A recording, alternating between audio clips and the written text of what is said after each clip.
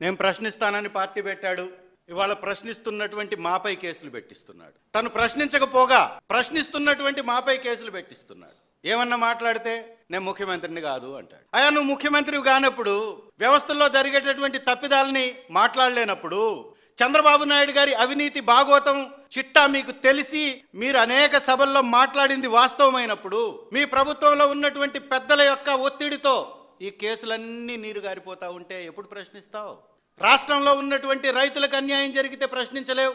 నేను ముఖ్యమంత్రిని కాదని ఒకసారి అంటావు, నేను హోంమంత్రిని కాదని ఒకసారి అంటావు.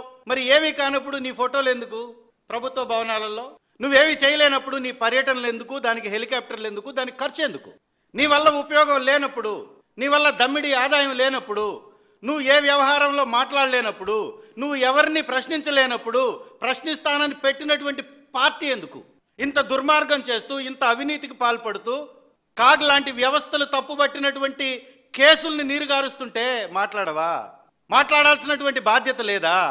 చంద్రబాబు నాయుడు గారి మీద కేసులన్నీ ఎత్తివేస్తుంటే, ఎవరైతే అధికారులు గతంలో 2014 నుంచి 19 వరకు తప్పులు చేశారనే వారిపై చర్యలు తీసుకున్నారు, అదే అధికారులను తీసుకొచ్చుకొని వాళ్ళ ప్రభుత్వంలో పనిచేయించుకుంటూ ఉంటే మాట్లాడలేనటువంటి మీరు ఈ రాష్ట్రానికి డిప్యూటీ ముఖ్యమంత్రిగా అవసరమా?